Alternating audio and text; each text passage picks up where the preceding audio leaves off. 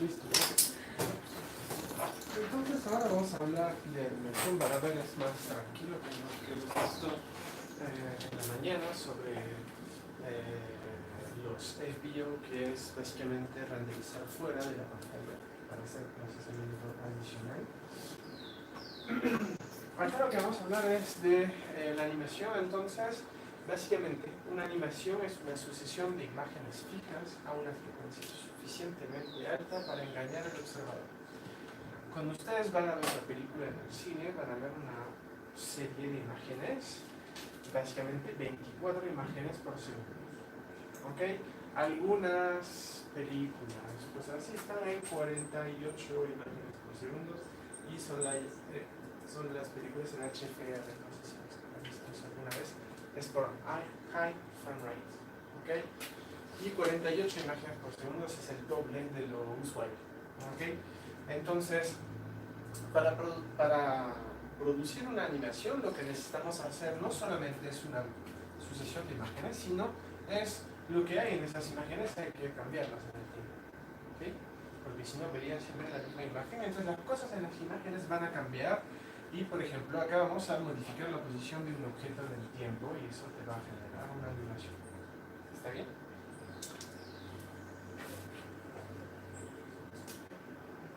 Entonces utilizamos un fenómeno llamado persistencia retiniana. Eso probablemente mañana, ¿okay? Volveremos a hablar de esa persistencia retiniana. Básicamente es que cada imagen que ves se queda impresa en el fondo de tu ojo un tiempo, ¿okay? Y básicamente ese tiempo te permite transformar una sucesión de imágenes en una animación, ¿okay? Cuando miramos un objeto se queda impreso aproximadamente 1 sobre 16 segundos, básicamente, ¿okay? Es un tiempo corto. Obviamente si miras una imagen muy brillante durante mucho tiempo se va a quedar más tiempo, pero en general es ese tiempo, ¿okay?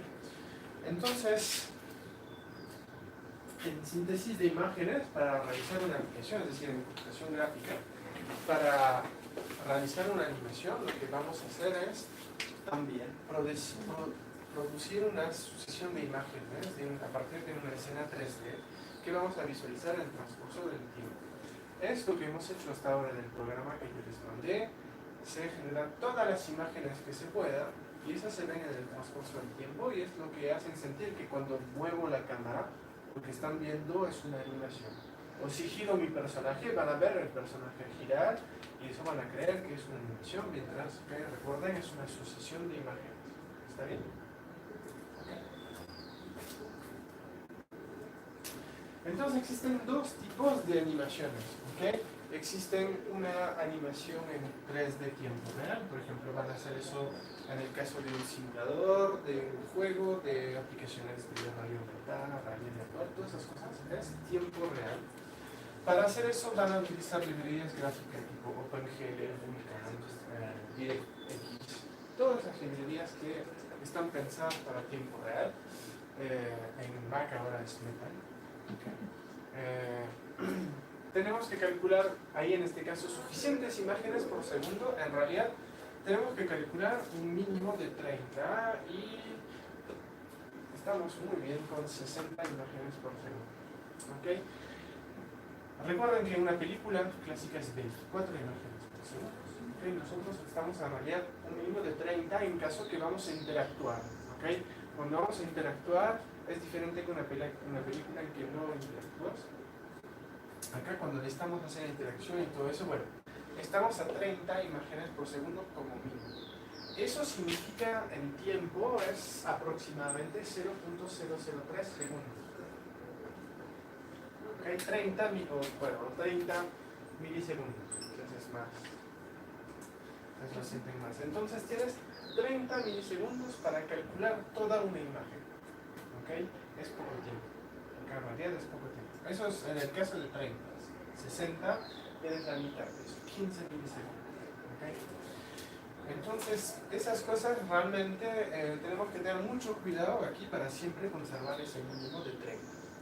En caso de que tienes un programa de tiempo real con interacción, siempre tiene que ser 30. En realidad virtual tiene que ser más, ¿okay?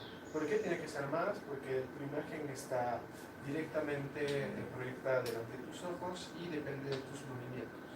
Si tienes 30 imágenes por segundo en tu casco, vas a tener problemas porque básicamente vas a sentir una latencia al momento de mover y todo eso, y eso te va a dar algo que llamamos motion sickness, es decir, enfermedad de movimiento, ¿no? Es como cuando estás atrás en un carro y lees un libro mientras que el carro se mueve. Muchas personas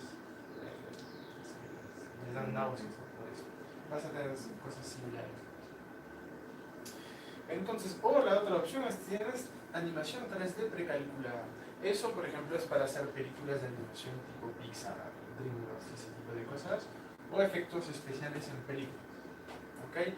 Estas animaciones son producidas por un software de síntesis de imágenes. Básicamente, por ejemplo, 3D Studio Max, Maya, Lightwave, Blender, todos esos programas permiten generar imágenes y no te importa cuánto tiempo demoran. O sea, puede demorar 1 minuto, 2 horas, 3 horas, todo un día para calcular una sola imagen.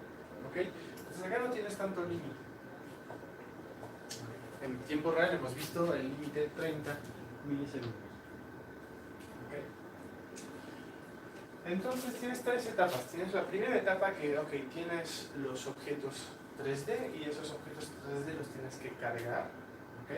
Entonces básicamente cuando yo lanzo mi programa, el programa demora un poco en lanzarse porque se cargan los objetos 3D, las texturas y todas las cosas. Y una vez que tienes eso, vas a poder empezar a animar tus objetos y a renderizar tus objetos.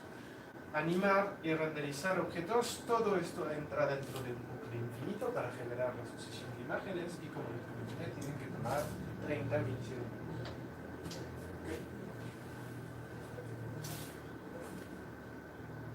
Okay, esto es la generación dentro de un buffer. Okay. Si visualizamos el buffer, a veces podemos ver un efecto de parpadeo, es decir, el buffer lo vamos a ir a ver construyéndose en la pantalla. Entonces eso es bastante malo, es por eso que ya lo hemos conversado varias veces ya, utilizamos 2 buffers. ¿Sí?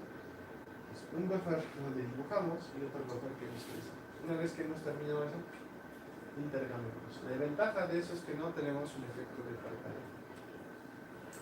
Ok, entonces tenemos diferentes técnicas de animación. Tenemos, por ejemplo, simplemente aplicar transformaciones espaciales como lo que hemos visto, rotación, traslación, ese tipo de cosas.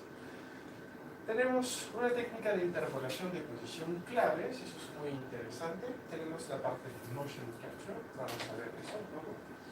Tenemos la utilización de expresiones matemáticas, por ejemplo, para representar el movimiento de un océano. Tenemos el tema de cinemática directa e inversa, es muy interesante, es poner un esqueleto dentro de un objeto 3D. Sistema de partículas y animación física. Vamos a ver un poco todas esas cosas. Lo que hemos visto hacer las operaciones sobre todo un objeto, traslación, rotación, escala. ¿Okay? Y vamos a tener una matriz que combina todos esos tres, es la matriz de Model.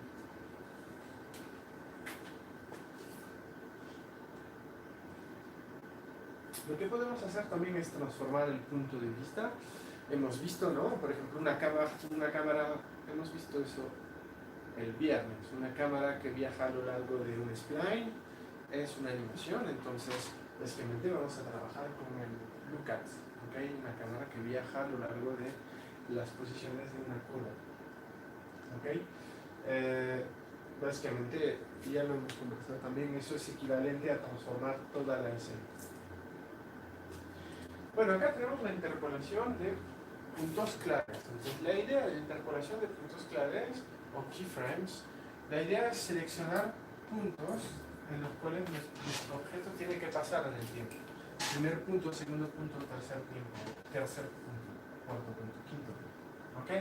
Entonces acá podemos decir de este punto a este punto tiene que demorar un segundo, otro segundo, etc. ¿Ok? Y vamos a hacer la interpolación entre esas posiciones. ¿Ok? Eso es muy práctico porque definir todas las posiciones es un poco complejo. Una función matemática que te genera eso puede ser, pero que te genera una unas posiciones totalmente arbitrarias es más difícil.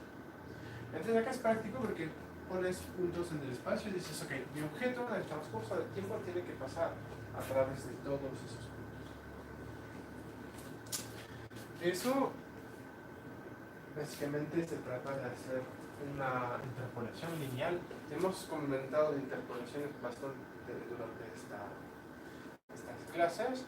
Básicamente es esto de acá, ¿no? O sea, es decir, en T0 estoy en X0, porque esto se anula, estoy en el inicio, acá, y en T1, en T igual a 1, esto se anula, estoy en X1, ¿sí? Si estoy en T05 a la mitad del tiempo, estoy justo en 0,5x0, 0,5x1, estoy en la mitad de esos dos puntos, ¿sí?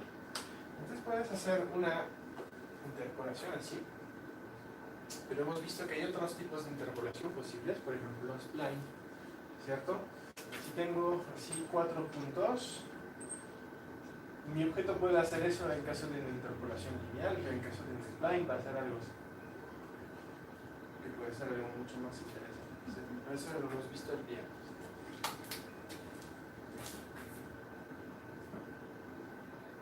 Okay.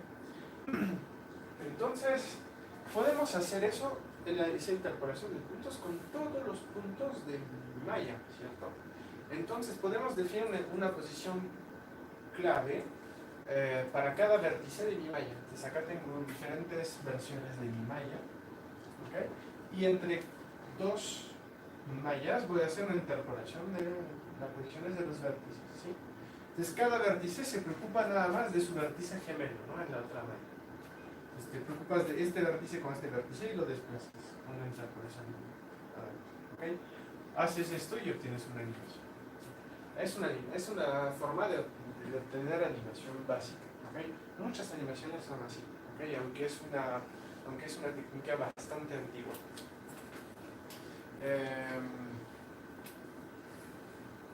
Una de las cosas que se sigue utilizando bastante es para obtener expresiones faciales.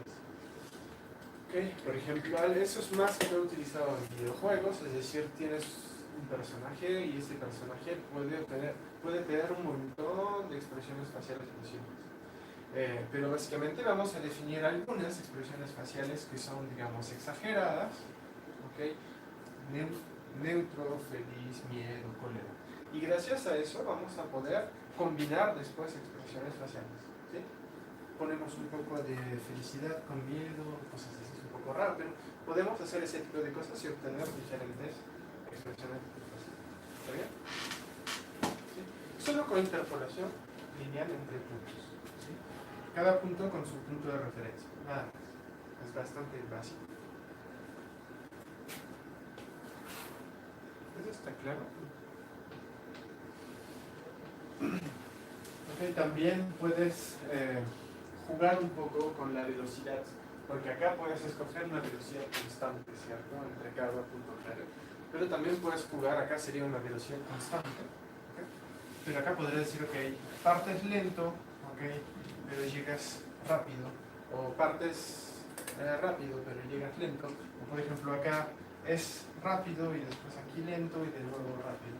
Se puede hacer ese tipo de cosas para evitar que se vea animaciones con una velocidad constante, ¿no? O también en algunos momentos puedes jugar con la escala para hacer un squash o un squeeze, es decir, vas a deformar el objeto, lo vas a estirar, etcétera, etcétera, durante esa transformación espacial, ¿no? Bueno. Con las expresiones matemáticas puedes hacer cosas bastante simples. Acá utilizar las coordenadas polares para hacer una rotación. ¿Okay? Acá según un tiempo t, de tal forma no se puede simular un sistema planetario con ese tipo de cosas. ¿Okay? Básicamente cada coordenada depende de una función f.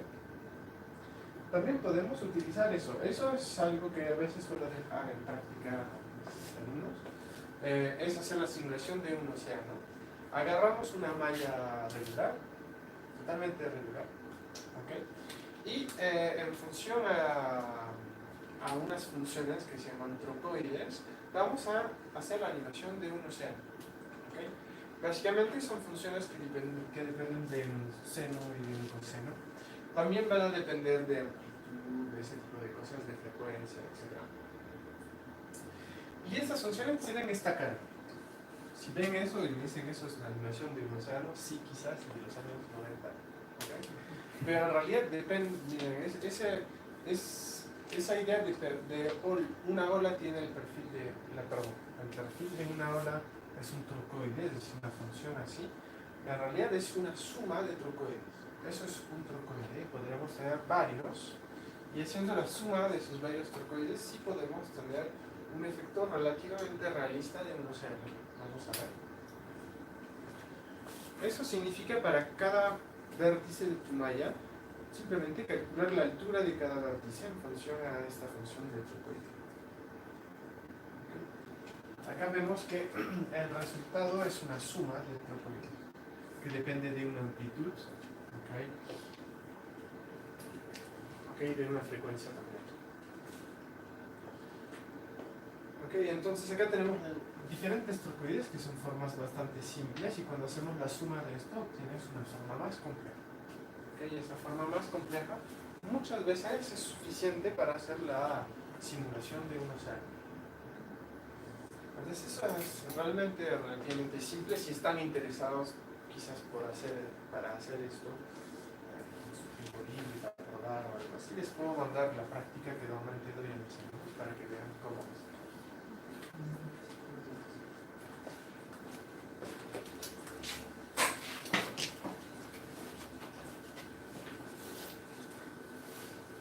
Ok, bueno, hemos visto animaciones a través de funciones matemáticas, de puntos claves.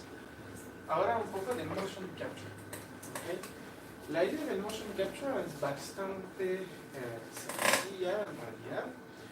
Ok, tenemos un actor y en ese actor le vamos a poner esas bolitas acá.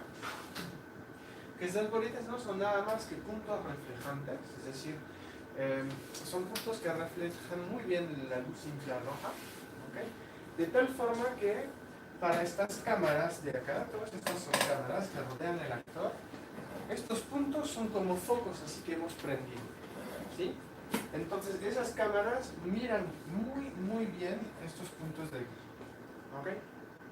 Entonces, son cosas muy sencillas, no son captadores, nada de eso, simplemente son puntos con un cubrimiento que refleja muy bien la luz infrarroja. Y esas cámaras son específicamente pensadas para eso. Ok, y después, entonces cada uno de estos puntos los vamos a ubicar en el espacio gracias a todas las cámaras. Como tenemos muchas cámaras, podemos obtener la información, la posición 3 de cada uno de estos puntos. Y cada uno de estos puntos tiene una referencia directa en la malla. Entonces se mueve el punto o se mueve el objeto 3D.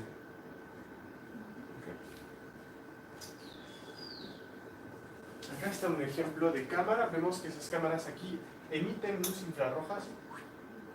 Entonces esa luz infrarroja va a rebotar sobre los puntos y esos puntos van a brillar así para la cámara, ¿no? Entonces son muy fáciles después de obtener. Esas cámaras además tienen una alta velocidad. No sé, su celular generalmente tiene unos 30 o 60 imágenes por segundo. Esas cámaras tienen alrededor de 500 imágenes por segundo.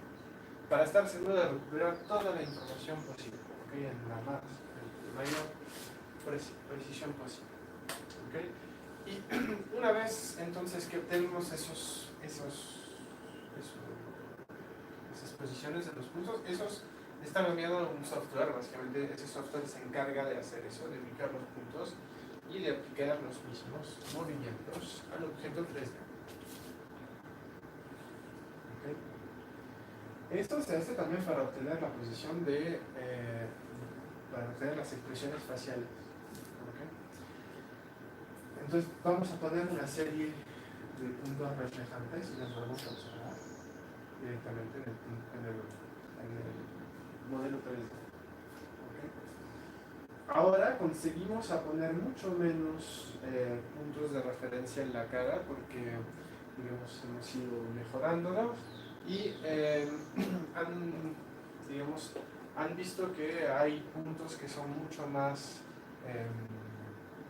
que reflejan directamente expresiones faciales sin necesidad de poner tantos, porque también han modelado todo, digamos, el aspecto, todos los músculos debajo de la cara, que saben que si se mueve tal parte de la cara, se va a mover tal y tal y tales músculos que van a hacer tal y tal. Bueno, entonces resulta que es un poco más cómodo para los actores porque pueden poner menos puntos en la cara.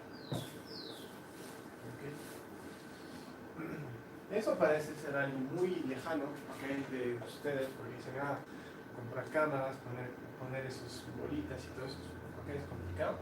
Pero resulta que podemos hacer cosas muy, muy similares con Kinect, una cámara de Microsoft que ya tiene años. Resulta que esas cámaras se pueden encontrar ahora en segunda mano a 100 soles, esas cosas relativamente baratas.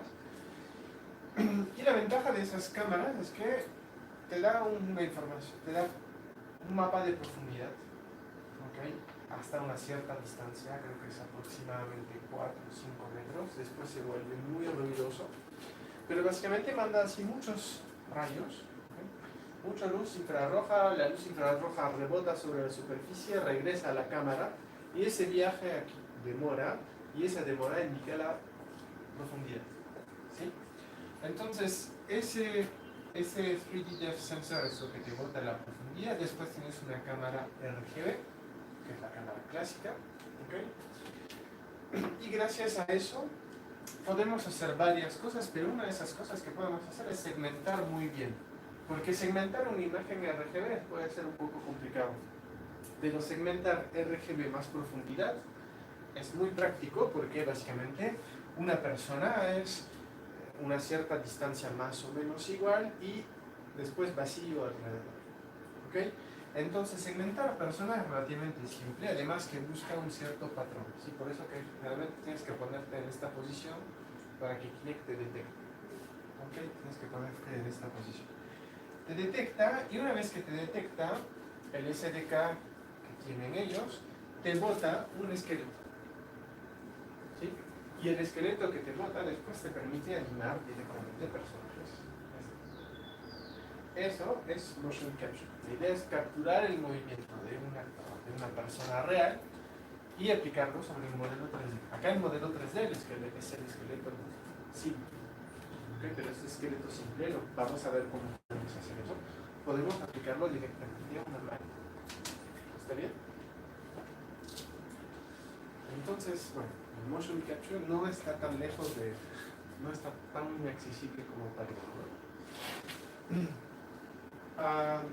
Una última cosa sobre el motion capture es que básicamente lo que se hace también bastante ahora es capturar el movimiento del actor a la vez que sus expresiones faciales con una simple cámara infrarroja que mira el movimiento de los puntos de la cara, nada más.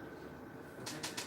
Entonces eso es, digamos, una extensión de lo que se ha hecho. Al inicio solamente era movimiento corporal y después el actor iba y hacía de nuevo la escena solamente en la cara. Ahora se consiguen hacer las dos cosas a la vez, filmando la cara directamente con ese pequeño aparato.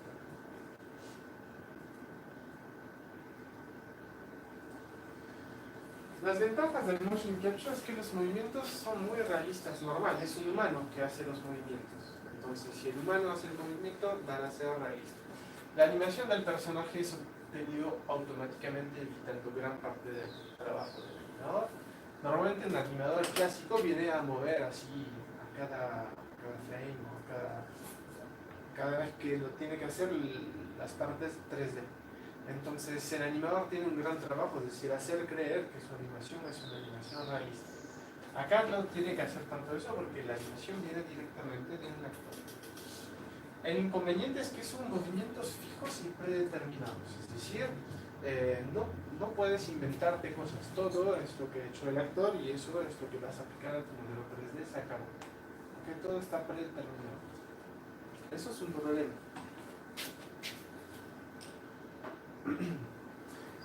Para resolver ese problema hay esto de aquí que es la cinemática directa e inversa. ¿Okay? Son métodos que son muy comunes para animación de personajes en tiempo real. ¿Okay?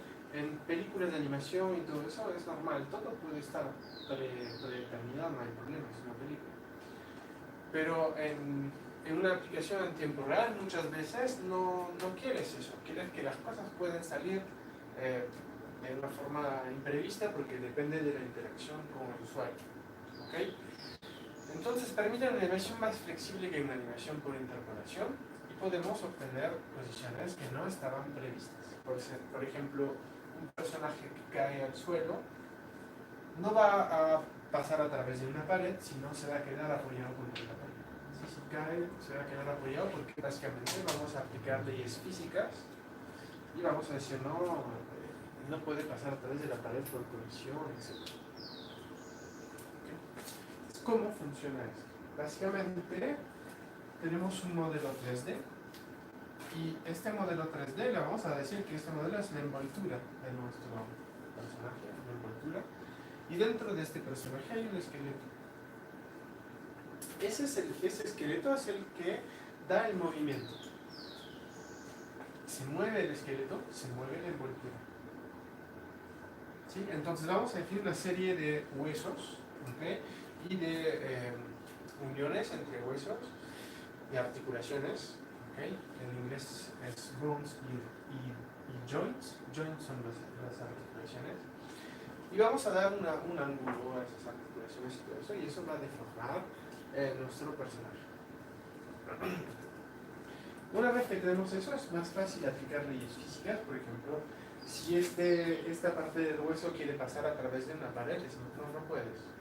¿Cierto? Entonces, si dejamos así la física de Newton hacer caer todo ese esqueleto, si hay colisiones, el esqueleto va a rebotar contra los objetos que colisionan.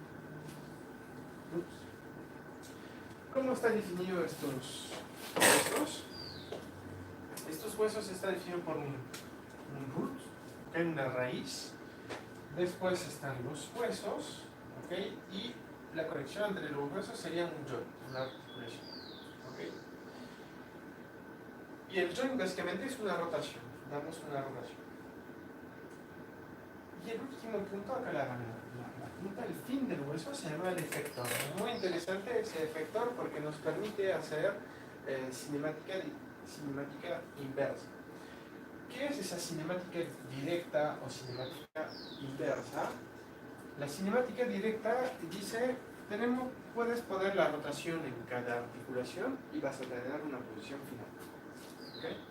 La cinemática inversa dice, este efector de acá, porque todo el movimiento del brazo es básicamente para poner una posición final a ese efector. ¿Sí? Ese efector, que podría ser la mano, la desplazas en un lugar y ese desplazamiento para llegar a hacer este desplazamiento tenemos que calcular las rotaciones que tenemos que aplicar a cada articulación. ¿Está bien? ¿Ven la diferencia? ¿Okay? O aplicamos directamente las rotaciones porque las sabemos, o sabemos dónde tenemos que llegar y vamos a calcular las rotaciones para llegar en ese lugar, que sería la cinemática inversa. El hecho de poner los huesos dentro de un personaje virtual, eso se llama el rigging. El rigging. La idea es poner los huesos dentro de un personaje virtual. Ahí pueden ver, hay un poco de investigación para crear solito, teniendo una malla, así crear solito los huesos dentro de la malla. ¿Okay? Muchas veces hay que arreglar cositas después, no funciona del todo, pero en muchos casos funciona bien, pero la mayoría del tiempo, digamos, estos huesos se tienen que poner de forma manual.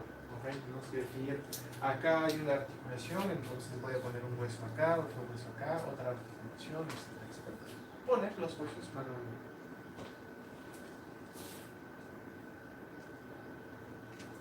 Acá lo que comenté, la cinemática directa y la cinemática inversa. Hay una cosa que no he mencionado aquí.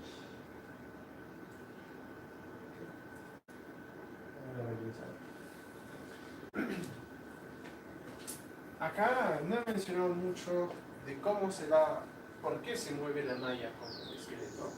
Es porque básicamente los huesos tienen una zona de influencia sobre la malla. Es decir, cada vértice de la malla le vamos a atribuir uno o varios huesos y un peso para cada hueso. Es decir, no sé, por ejemplo, este vértice en la malla solamente va a tener y va a ser influenciado por este hueso de acá. Entonces, si mueve el hueso, vamos a aplicar exactamente la misma rotación al vértice. ¿Está bien? Pero puede haber cosas así un poco diferentes, ¿no? Entonces, si un vértice está acá, viene a ser influenciado por dos huesos, etcétera, etcétera. ¿Okay? De nuevo, sobre ese tema de movimiento de malla a través de un esqueleto, hay mucha investigación también para evitar problemas. Ok, bueno, ese es para el tema de tenemos huesos de un esqueleto dentro de una malla, podemos mover el esqueleto y la malla se mueve. Ok, después hay otro tema que es un tema muy interesante también, que es la animación de la multitud. Por ejemplo, quieres hacer un escenario donde tienes muchos objetos que están animados. Eso tiene aplicación en cinema, videojuegos, etc. Acá tengo un video que no vuelvo a encontrar, que estaba antes en YouTube, que era un video de Disney para la película del Rey León. En la película del Rey León, supongo que muchos lo han visto. Okay, es un clásico. Hay una escena así en que hay una bajada y hay un montón así de animales que bajan. ¿Okay? Y esa bajada era muy difícil de dibujar porque tenían que dibujar todos los animales y los animales tenían que evitar chocarse entre ellos, etc. Entonces en 98, creo que era ese año en que se ha hecho la película, no había mucho eso de ¿cómo se llama?, de síntesis de imágenes y todo ese tipo de cosas. Sin embargo, creo que era un poco antes todavía. Bueno. Lo que han hecho era hacer una simulación de multitud para simular, era luz, como vaquitas, para simular que cuando las vaquitas bajan así en grupo tienen que esquivarse, les daban reglas básicamente, ¿ok? Estaban interesados en ir en un punto específico y no tenían que chocarse entre ellos. Entonces han hecho eso, han hecho una animación de Gnu en 3D, de una vaquita en 3D, y todas las vaquitas así moviendo. Y una vez que han hecho esa animación, sobre esa animación 3D que se veía solamente las aristas de los Gnus, ellos han vuelto a dibujar cada Gnu y a pintar cada Gnu. ¿Okay? Después acá vemos otra simulación en 3D, básicamente es para un campo de batalla. Es clásico, eso se ha simulado porque hay demasiada gente. Y acá vamos a dar una inteligencia artificial a cada uno de los personajes y básicamente vas a generar una batalla. Acá tengo otro ejemplo. Acá es justamente lo que hicieron en Disney. ¿Okay? Básicamente tenemos acá, por ejemplo, el movimiento de peces. Eso es muy parecido a lo que han hecho. Entonces, en este movimiento de Basa está basado en el paper de Boyce, un paper bastante antiguo, donde básicamente hemos dado 3 reglas a cada individuo. Hemos dado una regla, es decir, tienes que alinear tu dirección con tus vecinos. Es decir, todos tus vecinos van en esa dirección, entonces tú también. Estás muy cerca de algunos vecinos, te quieres alejar de ellos. Estás muy lejos de tus vecinos, te quieres acercar de ellos. ¿Ok? Entonces son 3 reglas: alineamiento, cohesión, ¿ok?, y repulsión. Que básicamente si estás muy cerca vas a evitar pegarte con tus vecinos. Entonces la idea de eso es minimizar el esfuerzo del grupo, ubicarte relativamente a tus vecinos, aprovechar los ojos del grupo y la protección de los depredadores. ¿Por qué eso es interesante? Porque, por ejemplo, hay un depredador por acá. Estos animales de aquí lo van a ver, pero estos no. Estos se van a mover y el movimiento de ellos van a generar un movimiento de los de adentro también, sin que sepan qué pasó. Simplemente hay un movimiento fuerte de un lado y como siempre vas mirando a tus vecinos. Si tus vecinos deciden irse, también te vas a ir. ¿Ok? Eso también es otra práctica que dejo generalmente. ¿Ok? La dimensión de Voigt.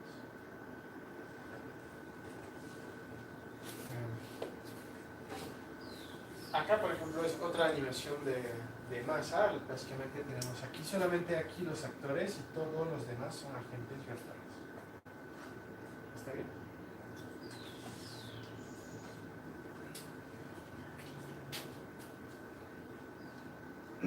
Entonces, en la animación de multitud, el problema es que todo lo que hace un agente depende de su vecindario. ¿Sí? Entonces, una persona siempre se debe de ubicar frente a su vecindario. Eso básicamente es un problema en ODN al cuadrado, porque tienes que siempre saber quiénes son tus vecinos. Entonces, para un pez, por ejemplo, es buscar todos los peces y decir cuáles son en mi vecindario a partir de un radio o de un campo de visión. Eso puede ser bastante pesado. Entonces, si quieres hacerlo en tiempo real, lo vas a hacer acá con, no sé, 200, 300 individuos. Pasado eso, tu CPU no puede más. Entonces, lo que tienes que hacer es utilizar una estructura espacial. De tal forma que vas a subdividir tu espacio. Acá nos podemos poner en 2D. ¿Okay? Acá voy a hacer una estructura regular, pero podrías utilizar, por ejemplo, un cuatril. Entonces te pones así, en 2D. Acá tienes un individuo que tiene un campo de visión así, entonces si está acá va a haber básicamente acá. Si está aquí va abajo va a haber acá, etc. Ok, bueno. Entonces, en esta estructura regular lo que vas a hacer es actualizar siempre. Acá tienes una lista vamos a guardar el ejemplo de peces. Tienes una lista de peces por cada elemento de la grilla. Si se mueve un pez de aquí para aquí, lo cambias de posición en la grilla. ¿Está bien? Entonces, cuando buscas el vecindario, no vas a buscar uno contra todos, sino vas a buscar uno contra solamente el elemento de la grilla y los 8 otros vecinos de la grilla. Entonces, si un pez está acá, descartado directamente. ¿Okay? Si un pez está acá, descartado. Si está aquí, lo vamos a evaluar. ¿Está bien? Eso te permite hacer tranquilamente pasar de 200, 300 individuos a 30.000. ¿Ok? En tiempo real.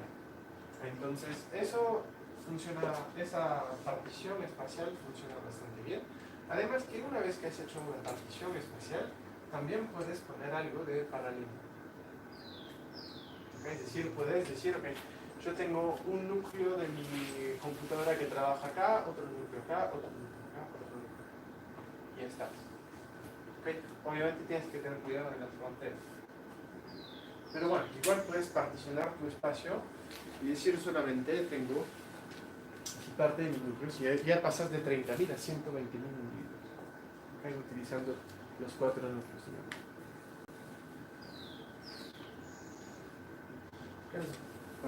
Para quedar claro cómo se ve un Voids, así una animación de masa en 3D, Voids.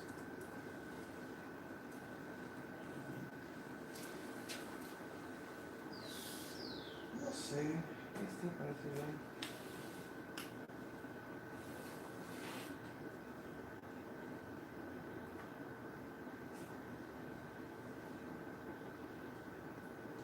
Okay, supongo que las esferas son obstáculos. Acá vemos cómo esquivan los obstáculos. Hay otros ejemplos un poco mejor. Sí, es este.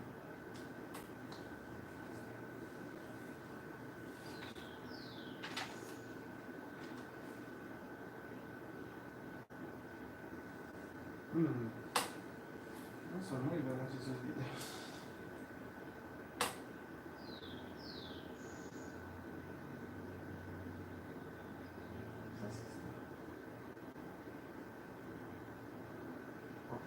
Ese es la animación del paper.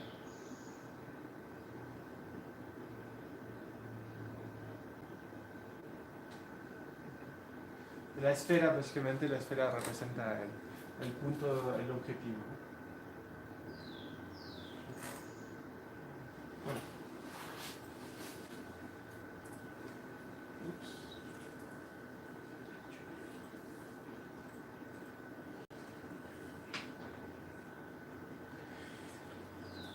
Algunas animaciones pueden ser demasiado complejas para ser realizadas a mano.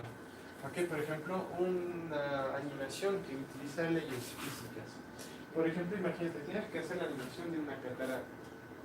Es imposible que tú selecciones una de cada partícula y dices, tú tienes que rebotar acá, después tu siguiente posición es esta, etcétera, etcétera. No es posible. Entonces, lo que vas a buscar hacer con eso es buscar alguna técnica de simulación de fluidos. Entonces, quizás vas a buscar cerca de SPH, que es lo más clásico, que es para hacer simulación de fluidos, o quizás creo que hay otra que se llama MPC o cosas así. Hay un montón de técnicas para hacer simulación de fluidos y vas a aplicar eso sobre cada una de tus partículas. Una partícula es una posición X, Y, Z, nada más. Después, sobre esa partícula, tú pones lo que quieres. Si quieres, pones un quad, ¿okay?, con una textura, ¿okay?, de gota o algo así, lo que tú quieras. ¿Sí? Simplemente son posiciones en 3D, pueden ser simplemente vértices. Y una vez que haces eso, básicamente verás cada punto, pero todos tus vértices se van a mover como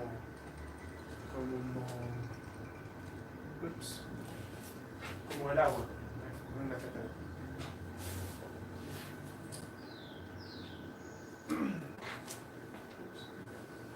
Entonces esos sistemas de partículas los puedes usar para hacer lo que quieras. Por ejemplo, no sé, acá una catarata de agua, acá fuego, acá humo, etcétera, etcétera. Lo puedes utilizar para cualquier cosa que pueda representar un efecto físico.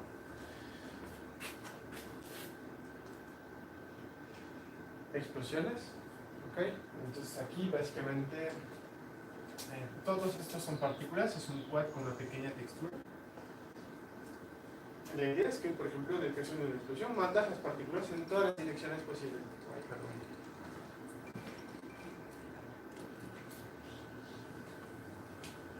Y puedes hacer variar también aleatoriamente las texturas encima de las partículas y puedes así generar explosiones. Eso es bastante usado, utiliza el problema de transparencia, entonces tus partículas, recuerda, las tienes que ordenar de lo más lejos a lo más cerca de la cámara para dibujar las partículas y dejarlas fluir.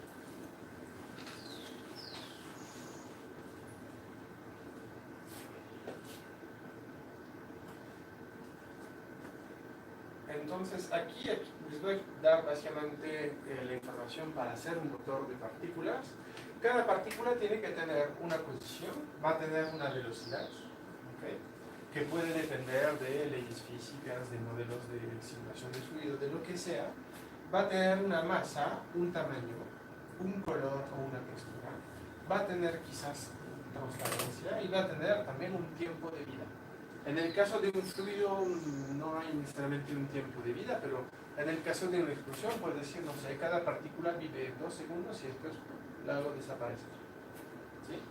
O simplemente la hago más transparente en función a su tiempo y cuando llega a cero es totalmente transparente y recién la hago desaparecer. Acá con eso puedes hacer lo que jugar con los parámetros como tú quieras. Ok, entonces la simulación de partículas es un sistema dinámico. Cuando las partículas son creadas tienen un tiempo de vida y al final desaparecen. Para una partícula la vamos a crear, después la vamos a utilizar. Utilizar significa mover sus posiciones hasta que muera y ahí la vamos a destruir. ¿Está bien? Eso es el tiempo de vida de una partícula. Y un sistema de partículas se podría resumir en esas 5 etapas. Vamos a generar partículas, ¿sí? Al inicio, si es un sistema de fluido, quizás vas a tener, ya no sé, 20.000 partículas para empezar. Si es una explosión, entonces aquí vas a crear las partículas de forma dinámica. Vas a crear 5.000 partículas y las vas a lanzar. Entonces generas las partículas. Defines los atributos de cada nueva partícula, su tiempo de vida, su velocidad, etc. evalúas las partículas y todas las que están en fin de vida las destruyes. ¿Okay? Las partículas restantes, las que te quedan con vida, las vas a posicionar en función a las reglas que tú hayas programado. Las vas a transformar en función de sus atributos, su peso, su velocidad, etc. Y las partículas restantes son dibujadas. Porque todas estas ya las dibujas. Y vuelves a entrar acá. ¿Okay? Si es un sistema continuo, vas a querer generar nuevas partículas y todo eso. Cosa que es, por ejemplo, una catarata de agua, generas partículas constantemente y las que llegan abajo las renuevas y las vuelves a poner, etc. Esas partículas las tienes que mover en función al tiempo. ¿Okay?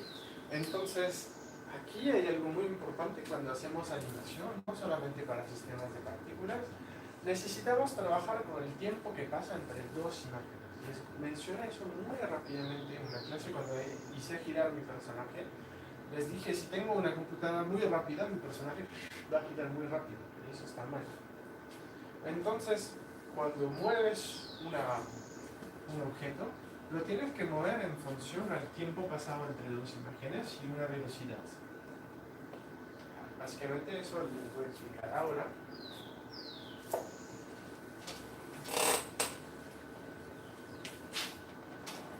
Por ejemplo, acá tienes un personaje, un cubo, lo que sea, y le aplicas una velocidad aquí. ¿Qué es tu velocidad? Esa velocidad, no sé, tú dices, yo quiero que avance de 2 por segundo. 2 significa 2 unidades en OpenGL, por ejemplo. ¿Sí? El espacio de 2 en OpenGL. ¿Ok? Entonces, esto básicamente mide 2.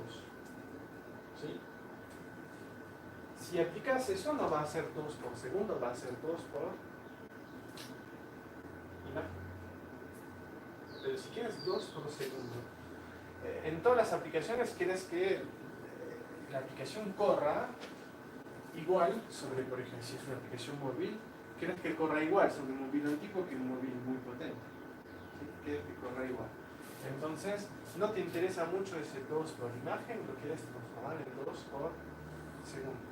¿Cómo transformas 2 por imagen en 2 por segundo? Calculas el tiempo que pasa entre dos imágenes. ¿Sí? Acá tienes así full y vas a generar full imágenes y quieres calcular el tiempo que pasas entre dos imágenes. El tiempo que pasa entre dos imágenes, por ejemplo, va a ser 0,03. Ese es tu DT. ¿Sí?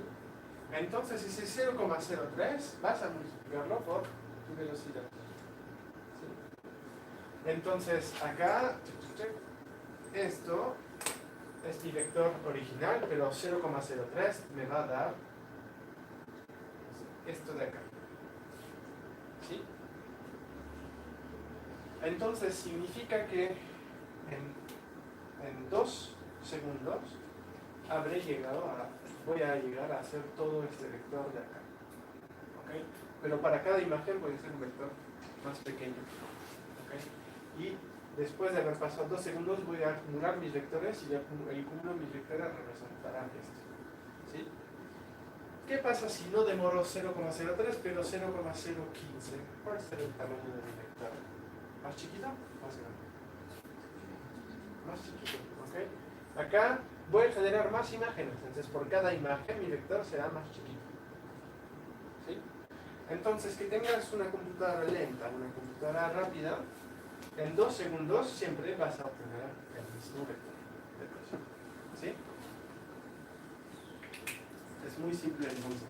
Calculas el tiempo entre dos imágenes y aplicas ese factor a todas tus transformaciones espaciales y transformas tus transformaciones espaciales. La velocidad de tus transformaciones espaciales no será por imagen, será en segundos. ¿Está bien? Eso es muy importante porque, por ejemplo, cuando yo reviso las prácticas de mis alumnos, a veces me lo presentan, me lo mandan así en mi computadora o algo así.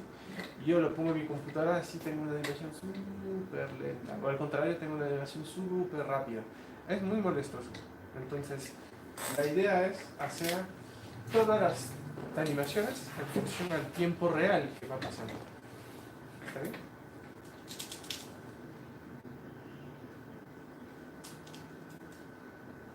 Ok, entonces podemos representar de manera muy realista algunos movimientos, por ejemplo, sólidos, fluidos, telas, etc. El problema de eso es que el cálculo puede ser generalmente muy elevado. Una solución es hacer la menor cantidad de cálculos posibles y muchas veces lo que hacen es una aproximación de las ecuaciones. ¿Ok?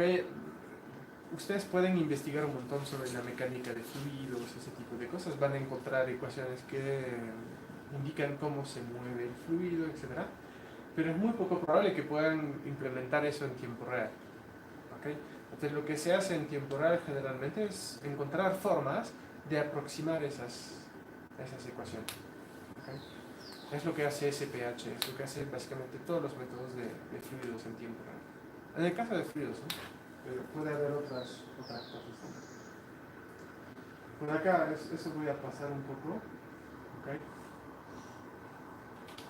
Básicamente es para hacer ese tipo de cosas, ¿no? Aquí entienden bien que eso no es posible hacer manualmente, ¿no? Tenemos que implementar leyes para eso. ¿Okay? Para hacer simulación de tela o simulación de cabello y todo eso, esto es muy interesante también utilizar CUDA, ese tipo de aplicativos en paralelo. Okay. Acá hay un método que permite hacer esa simulación de cabello es 3FX. Ese método está implementado en las tarjetas gráficas AMD. Entonces no usa CUDA, pero utiliza algo muy similar. Nvidia, que es propietario de CUDA, tiene su propio método para simular el cabello. Eso voy a pasar un poco. Okay. Recuerden el tema de animaciones físicas. Quería llegar a las colisiones. El test de colisión entre objetos 3D es súper importante. ¿Okay? Pasa que si tú animas objetos en 3D, los objetos van a chocarse entre ellos y van a atravesarse principalmente. ¿Okay? Entonces tú quieres sentir esa colisión entre los objetos. Para hacer las colisiones entre objetos, vamos a ver cómo podemos hacer. Entonces el primer caso es que es animar objetos y detectar colisión. La idea es que es determinar dónde y cuándo se colisionan objetos, y una vez que se ha hecho eso, queda a resolver esas colisiones. Pero puedes tener objetos así, 60.000 triángulos para el avión, 5.000 triángulos para el pequeño misil. Entonces eso es muy complicado calcular colisión entre eso, porque tendrías que calcular 5.000 contra 60.000. Y una vez que has descartado eso, puedes decir, no hay colisión. Una solución es subdividir el espacio y otra solución son los famosos volúmenes envolventes que hemos hablado ya muchas veces. ¿Okay? La subdivisión espacial es hacer lo que hemos comentado igual con los peces, es decir, siempre subdividir mi espacio y en mi espacio mantener listas de objetos, ¿okay? Lo que hacen también los cuatri, octri, todo ese tipo de cosas. Y solamente mirar así en el vecindario de... ¿Okay? Acá es un cuatri. Entonces la idea es hacer consultas en el cuatri y recuperar todos los elementos de un objeto. Acá también es poner los volúmenes envolventes encima de mis objetos. ¿Okay? Y ahí es mucho más fácil porque calculas la colisión entre dos cubos. ¿Okay? Un test de colisión muy simple es también con círculos. Si puedes envolver tus volúmenes tus objetos 3D en círculo o en esferas, es muy sencillo. Tienes una esfera aquí, otra esfera aquí, y vas a calcular la distancia entre esas dos esferas. Si la distancia en las dos esferas es superior a la suma de los radios, no hay problema. Si es inferior a la suma de los radios, sí o sí hay colisión. Entonces, eso es algo que se utiliza bastante, este tipo de colisiones, así entre esferas. Acá son colisiones entre entre rectángulos o cubos, acá te genera bastantes falsos positivos y es mejor utilizar alineados. ¿Okay? Si desean información sobre todo ese tema de calcular colisiones entre cajas alineadas, puedo mandar en español eso. Okay, pero básicamente es la técnica, ¿no? Utilizamos cajas alineadas a los objetos para evitar los falsos positivos. Porque eso es mucho más fácil de calcular, porque solamente comparas coordenadas, ¿no? Tienes 1, 2, 3, 4 vértices, 1, 2, 3, 4 con vértices y aquí buscas un overlapping, ¿no? Entre coordenadas. ¿Okay? Aquí tienes un xmin, xmax, este está dentro del xmin, xmax, chao, hay colisión. ¿Okay? Pero cuando es alineado no funciona así. También puedes utilizar como ¿ves? Aquí hay un link que les puede dar buena información sobre el cálculo de colisión, ¿eh? Pero también puedes utilizar jerarquías. Eso lo hemos comentado varias veces. Por ejemplo, acá es 3D Studio Max. Cuando utilizas objetos y quieres colisiones entre objetos, puedes seleccionar eso, ¿no? Por ejemplo, una caja, okay, una esfera, acá una envoltura convexa y una envoltura cóncava. ¿Okay? La envoltura convexa es lo que más se usa, digamos, cuando quieres precisión en la detección de colisiones y rapidez, y cuando quieres alta precisión utilizas convexa, pero cóncava, pero se vuelve un poco más complejo el cálculo de colisiones.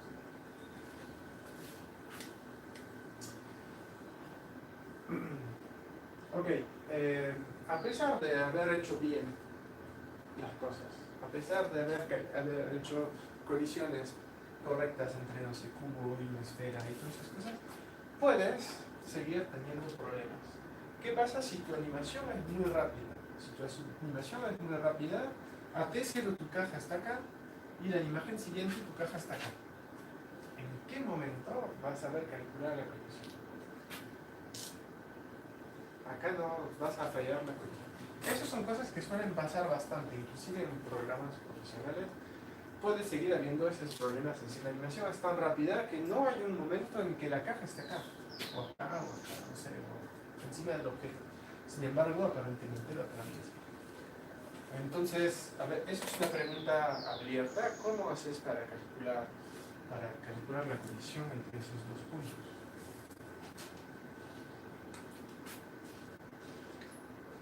Ahí pueden pensar un poco.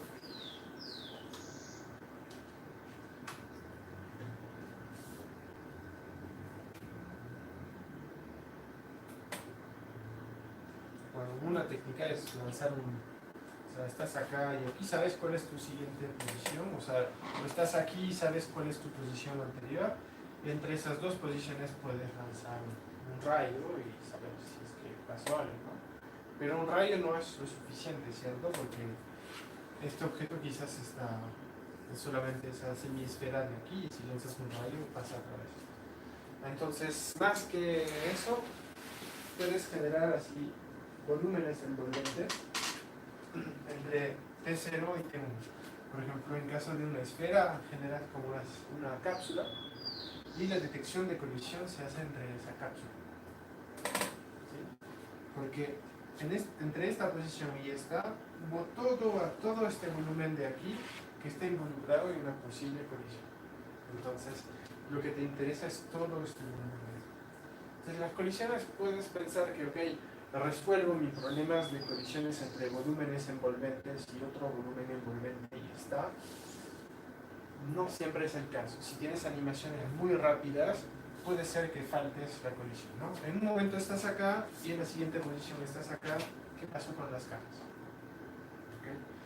Entonces, ahí solamente para hacerles pensar que no solamente es cálculo de intersección o cosas así, sino puede ser también qué pasó entre dos momentos, ¿no?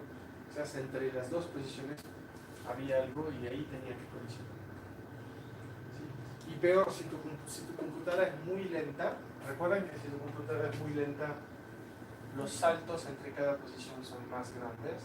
Entonces, si tu computadora es muy rápida, avanzas de a poco, vas a hacer la colisión. Si tu computadora es muy lenta, no hay colisión.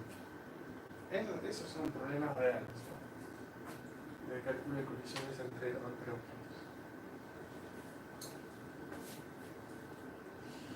Bien, chicos, eso es todo para la animación. ¿Tienen alguna pregunta sobre lo que hemos visto? Como les dije, es un poco más tranquilo. Hemos visto muchos temas sin profundizar, pero la idea de eso era que tengan una idea de todas las técnicas que se utilizan para animar objetos.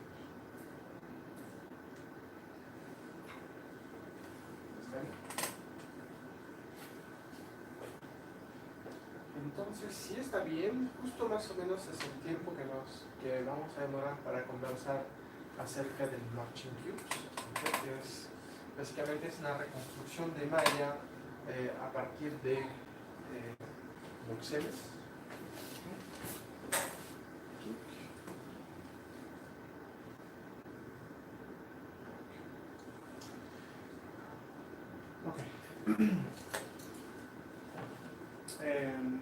Entonces, la idea del Marching Cubes es crear un objeto poligonal a partir de un campo escalar.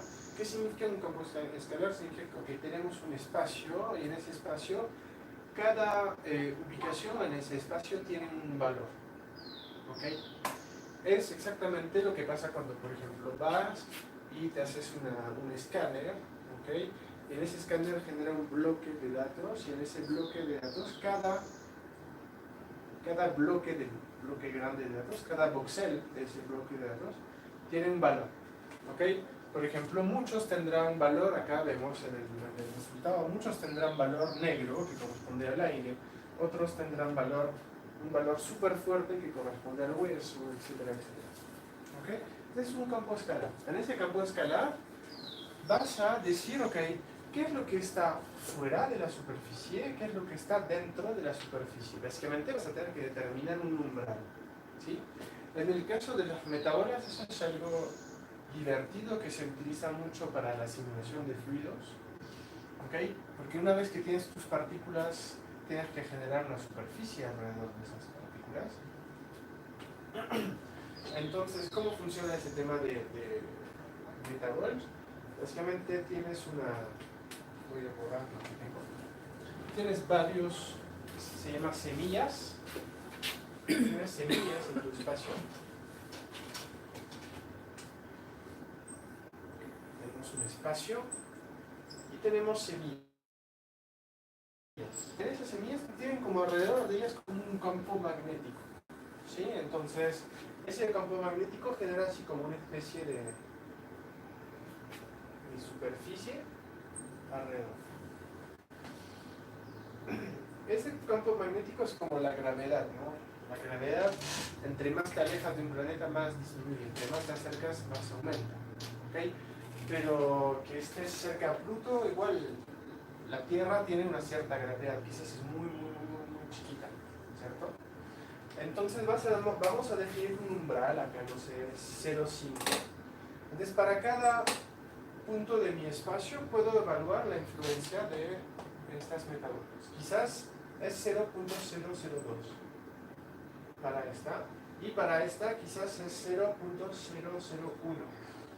Y el resultado es la suma de los dos, 0.003.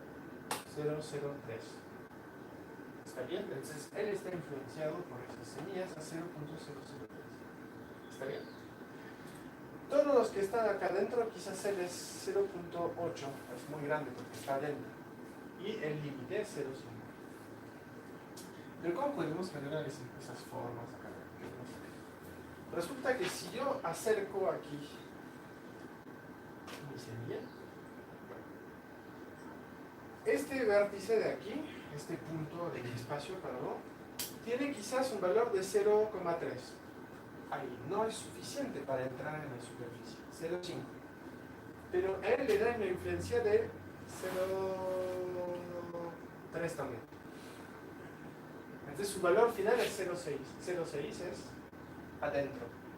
Entonces vamos a generar ese tipo de cosas. ¿Sí? Porque deberíamos de estar así, ¿cierto? pero estos, los que están acá, están cerca de este y cerca de este, y la suma de los dos hacen que estén adentro. ¿Está bien? Entonces podemos generar ese tipo de cosas. Entonces, ese tipo de cosas es muy fácil de definir si estoy adentro o fuera. Afuera de la superficie es inferior a 0,5, adentro de la superficie es superior a 0,5.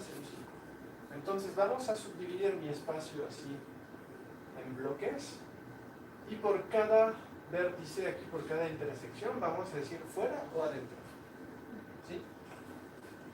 En el caso de una información médica, de un bloque de datos de información médica, es muy similar. O sea, dices, quieres visualizar los huesos, entonces tus valores son inferiores al valor del hueso, entonces estás fuera, son superior o igual, estás adentro.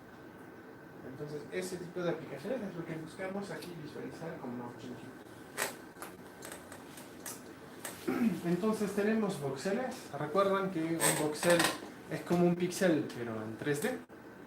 Entonces, cuando vas así a hacerte el escáner, generalmente te mostramos un slice, ¿okay? Un corte, pero en realidad lo que hay son full imágenes así, y esa superposición de imágenes te genera información en 3D, o sea, voxeles.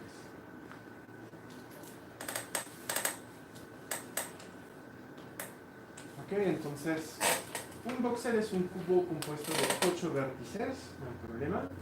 Uno o varios de estos vértices pueden encontrarse dentro de la superficie. En 2D, acá tenemos un cubo en 2D, cuadrado. En ese cuadrado puede pasar así la superficie. ¿Sí? Ok, entonces él está dentro, adentro, afuera, afuera. ¿Sí? Entonces acá la superficie puede pasar así, también puede pasar así, también puede pasar así, también puede pasar así, así. Bueno, la superficie puede intersectar esa forma geométrica de n formas. Cuando estamos en un cubo de 8 vértices, la cantidad de posibilidades es 256 posibilidades de corte del cubo. Y podemos trabajar por simetría, ¿ok? Porque acá tenemos un cuadrado, pero esto vamos a considerar que es lo mismo que esto. Sí, es una simetría. ¿Ok? Vamos a considerar que es el mismo caso. Entonces, vamos a resumir los 256 casos a esto. ¿Ok? Los 256 casos se pueden resumir ahí, porque como les dije, si mi superficie corta el cubo así, es un triángulo que vamos a colocar aquí, ¿cierto? Pero también hubiera podido atravesarlo acá, o acá, o acá, o acá. Es lo mismo. ¿Ok? Acá nos ahorramos 7 casos más. ¿Ok? Acá es lo mismo. Acá 2 vértices adentro, pero tener 2 vértices adentro puede ser también este caso. ¿Sí? Puede ser también el del fondo. No, el del fondo ya es 3. ¿Okay? Acá 4 vértices adentro. Hay esos 4, estos 4 de arriba, los 4 acá, los 4 de afuera. Entonces, todos estos casos los tenemos que conocer. Y tenemos cómo sabemos cómo triangular cada uno de estos casos. ¿Sí? Entonces, acá tenemos que generar un solo triángulo que conecta esta arista, esta arista, esta arista. Las 3 aristas del vecindario de este vértice. Acá tenemos esos dos, entonces tenemos que crear 2 triángulos, ¿ok? Que interconectan las aristas del vecindario, etcétera, etcétera. En realidad tenemos que estudiar cada uno de estos casos y al momento de evaluar un voxel, decir, ok, ¿en qué caso estoy? Ah, estoy en este caso, entonces aplico todos estos triángulos. ¿Sí? ¿Está claro eso? Eso es la base del Marching Cube. ¿Okay? Básicamente hemos resumido acá nuestros 256 casos en 15 casos. Acá es un Marching Cubes en 2D. ¿Okay? Recuerden que el Marching Cubes sería exactamente lo mismo que eso, pero en 3D. En 2D es mucho más sencillo porque trazamos aristas. Entonces acá lo que generamos no es una superficie, sino un polígono. ¿Está bien? Entonces, aquí, por ejemplo, tengo un cuadrado o un voxel 3D. Este vértice está dentro. ¿Okay? Todos estos están afuera. Entonces aquí tenemos que trazar esta línea.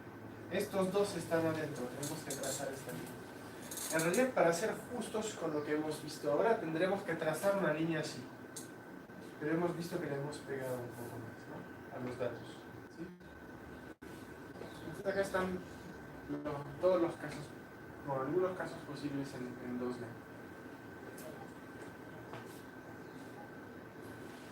Okay, acá otro caso, como el caso de los metabols. Okay.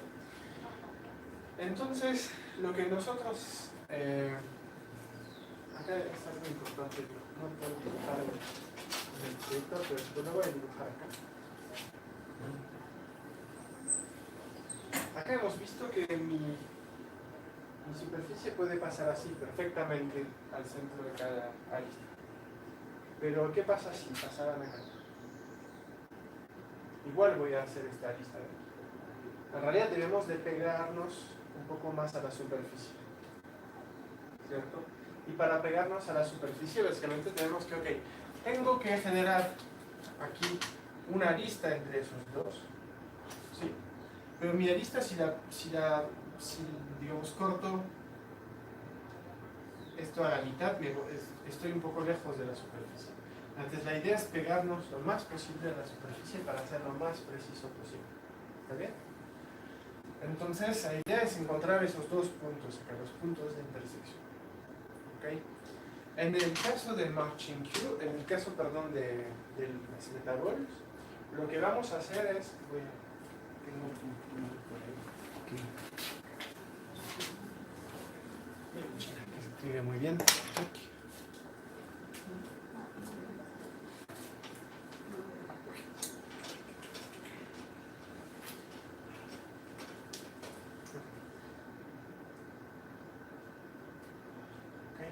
Mi superficie puede decir que pasa por acá.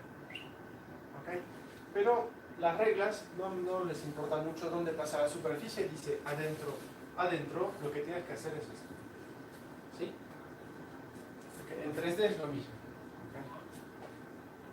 Pero nosotros quisiéramos encontrar este y este para ser más precisos.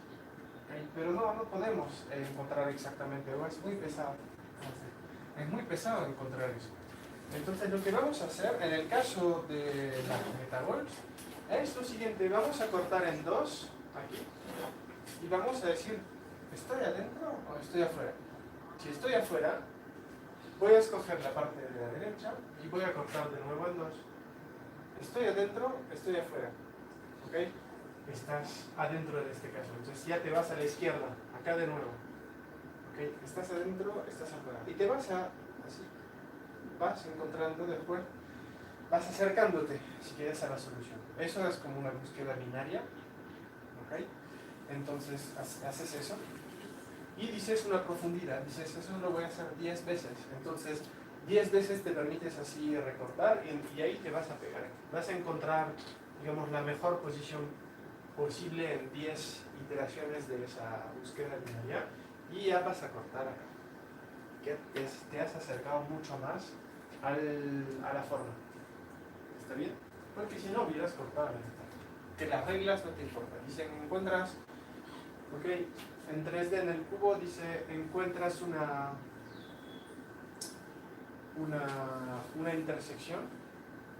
Este es el único que está dentro, entonces vas a escoger la mitad de acá, la mitad de acá, la mitad de acá y haces un triángulo. ¿Sí? Pero lo ideal es encontrar dónde realmente ha atravesado la superficie.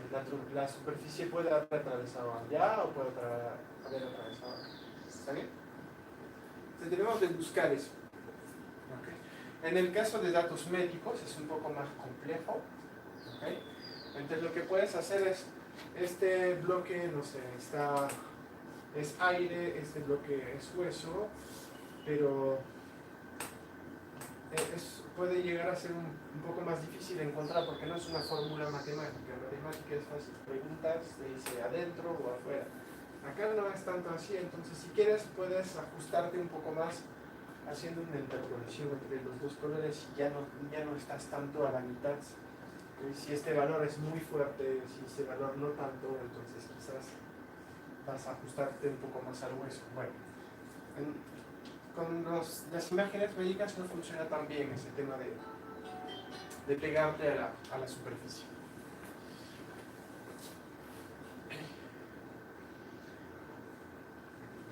El algoritmo en el caso de Marching Cubes, la ventaja es que es muy rápido. ¿Okay? Tienes unos casos preestablecidos, evalúas en qué caso estás y generas la triangulación. El cálculo de normales por vértice puede permitir un alisamiento de Funk. La idea aquí es, una vez que has hecho Marching Cubes, tienes que calcular las normales, tienes que recalcular todas las normales. Y lo ideal es hacer por vértice para suavizar Marching Cubes. Porque Marching Cubes tiene la tendencia en realizar superficies un poco toscas, ¿okay? Donde se nota bastante la superficie, sobre todo si si la resolución de tus datos médicos es baja, ¿okay? Si tienes cubos grandes, es baja. ¿Okay? Acá tenemos un resultado con Marching Cubes, ¿okay? Sobre datos médicos. Si no, veríamos voxeles de datos, ¿okay? Puros cubitos. Acá hemos suavizado obteniendo solamente la superficie. Acá tenemos otro resultado que ya habíamos visto con las metabols, y puede ser cualquier otra función matemática en realidad, que te dice, dado un punto en el espacio, si estás dentro o fuera de una superficie.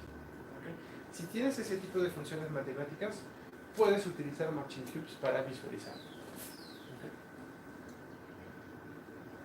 ¿Está bien?